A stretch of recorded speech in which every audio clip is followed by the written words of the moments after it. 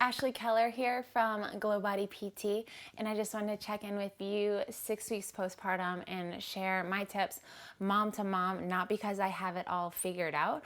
I'm certainly no baby whisperer, but there's a few tips that have been really helpful for me that I hope will be helpful for you. We're going to talk about everything postpartum bleeding, exercise, nutrition, returning to intercourse, baby planning or not baby planning in the future, sleep training, routines, your mind, creativity, the things that I kind of do in order to feel my best in this awkward season of not working out, and I just started exercising again on my 12-week post-pregnancy plan. So I took a social media break for the first time ever, 40 days, deleted Instagram, deleted Facebook, didn't use it. I don't keep Facebook on my phone. I don't keep work email on my phone. And for the first time ever, I was just a free bird since I started GlowBodyPT. And I had my team, Lisa and Sarah, filling in for me, who are really extensions of myself. They are strong Christian women, military spouses, highly educated, better spoken than me, more beautiful than me. They are phenomenal, and they just gave me that peace of mind that I could take a step back from work, take a step back from Instagram, which I believe can be very unhealthy at times because we are in an unprecedented time where we have never had this much exposure into people's personal lives. But it's not just natural exposure, it's curated exposure. It's when they've swept all the toys away. Okay, my bed is made. I generally try to push most toys out of my videos. So it's seeing a tainted version of someone's life that isn't perfectly normally natural. And that can be exhausting. It can also be exhausting to produce so much content. I started here on YouTube. YouTube is definitely my preferred platform. What I struggle with is when I put hard work into Instagram, it just lives and dies in about a day. So it was really good to get off for 40 days, but I also love the one-on-one interaction and community that I've met through so many of you. I love connecting with like-minded, motivated women who are willing to work hard. And for that, Instagram and social media can be a really great way to connect and to feel inspired. But in this season of life, in this postpartum season where hormones are high and I want my focus to be on my little tribe, this family of 4 kids, 2 adults in this household, I needed to be fully present. It gave me the time and the mental space to be a better listener to my kids, to play more one-on-one with each child.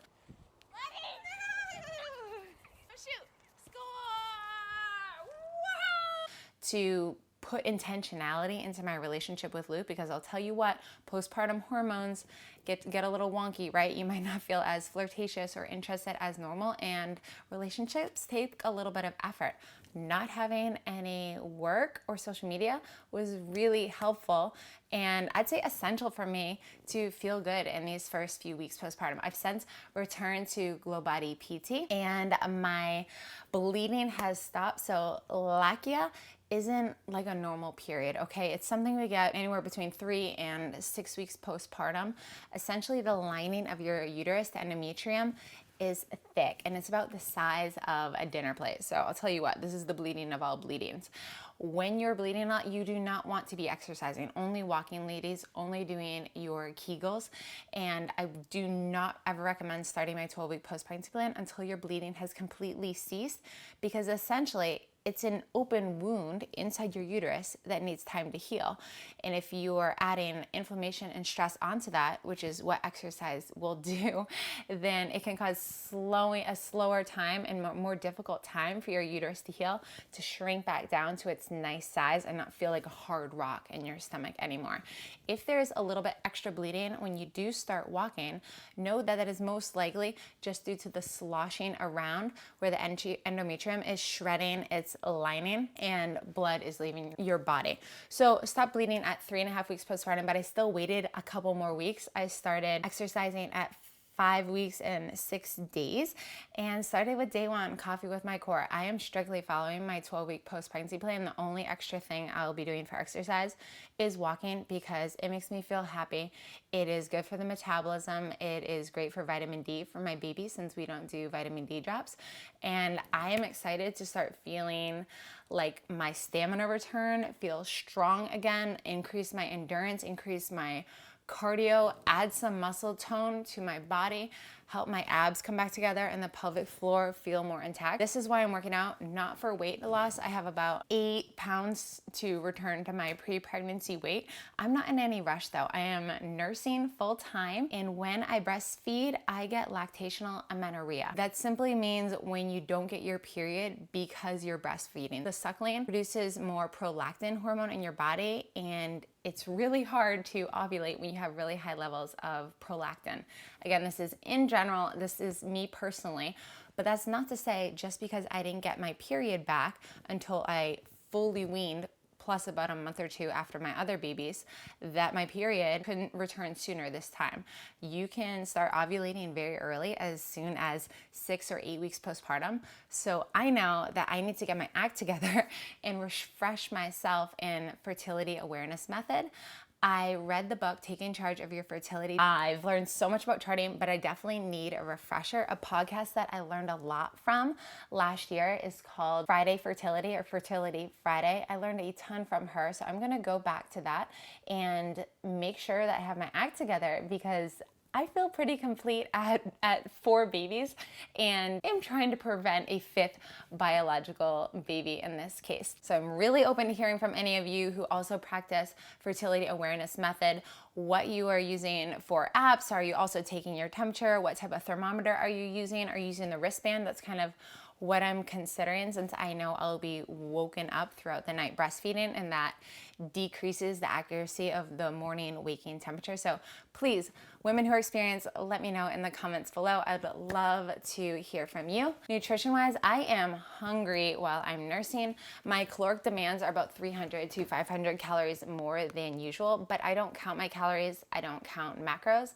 I practice intuitive eating, and then in this postpartum season, I go into it with the mindset that my breast milk will leach from my diet and from my body what it needs first for nutrients. So if I'm not consuming enough calcium, my bones will be deficient and face a density problem because I didn't consume enough calcium to produce good breast milk and then also to fuel my own body. So my diet needs to be rich in lots of colors. I'm thinking phytonutrients, fiber, antioxidants to keep myself healthy and not get sick. And I was eating a lot of real foods from my mom cookbook, and then foods from my 10-minute plan as well. That's making up the base of my diet. I also have treats. So I really like to make my pre-workout cookie dough bites from the mom cookbook. And then we had Ava's birthdays. To you. Happy birthday to you. Happy birthday, dear Ava. Happy birthday to you.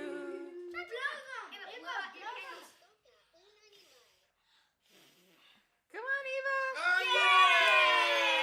Yay! So of course I'm going to eat that birthday cake, a slice a day, until it's gone. Once Laurel hit 4 weeks postpartum, that's when I start to implement more schedule and routine into our life to start sleep training. So I try to follow the cycle of eat, nursing, think about getting all of her calories during daylight hours, and then play, which is just a period of awakeness, interaction, talking with her, and then back to sleep. So as soon as she looks sleepy, yawning, tired, I'm gonna swaddle that girl up, get her in her norm, and try to create a routine that she recognizes that this is the one place you are when you sleep, and this is what to expect when you sleep, so that at nighttime it's not as much of a fight. It's just easier and more natural.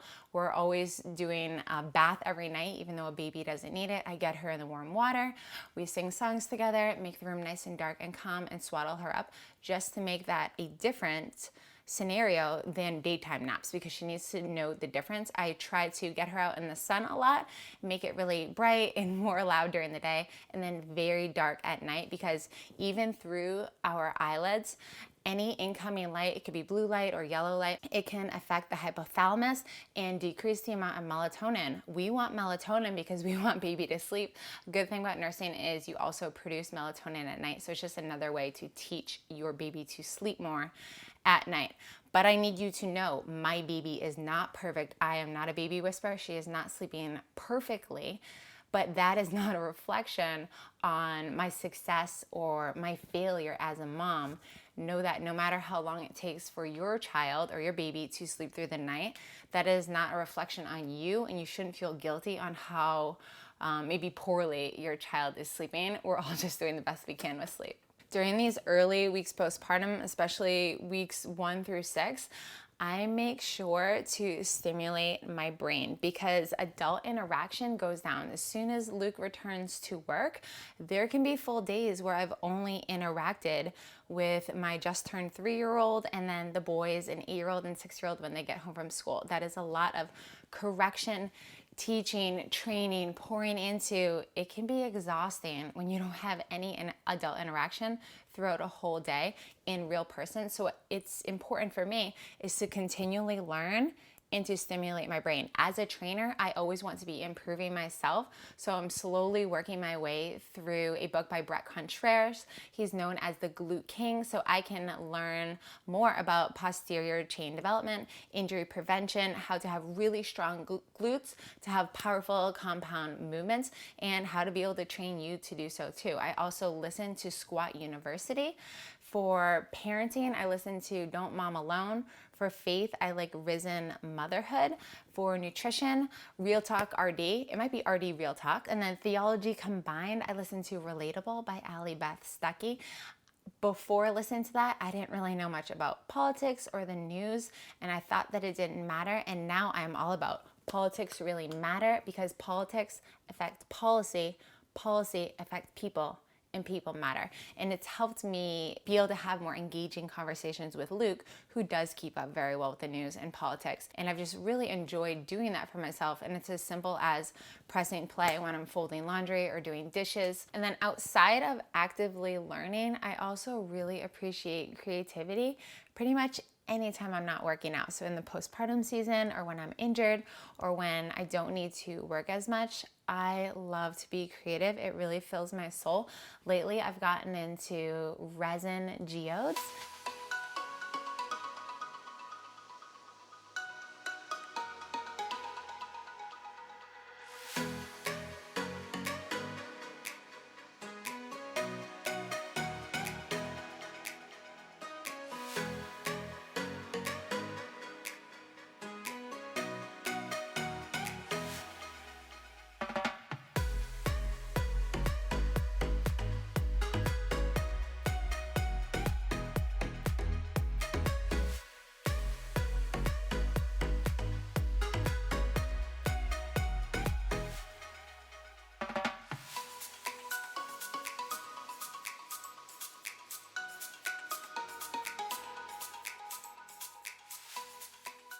And it's just something that I enjoy doing. I think they're beautiful. I look forward to hanging them on the wall in our new place when we move in a couple months. And it brings me joy. I also pour resin into old glass windows with crushed glass to make art, and then I hang them up on my front porch. I want to do a winter one next. I have one for the 4th of July and a flower one. So I think winters, whatever type of art or creativity you are into, that could be baking, journaling, knitting, sewing, making crafts that you found from Pinterest with your kids, or even a simple gingerbread man cookie house.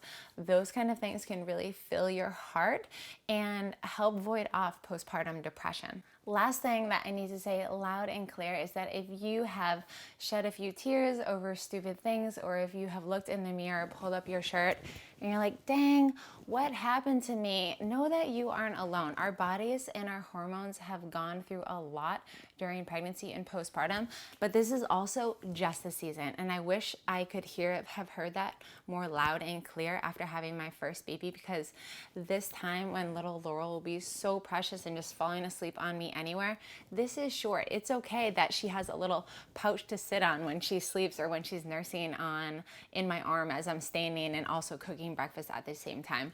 I am in full confidence that I'm going to start feeling stronger and more fit and have more stamina again soon as I follow my 12-week post-pregnancy plan.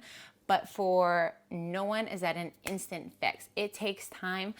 I always feel so much better when I graduate, but still, that's just laying the baseline of fitness. From there, I'm gonna progress onto my 10-minute plan and then do lean, fast, strong, capable plan.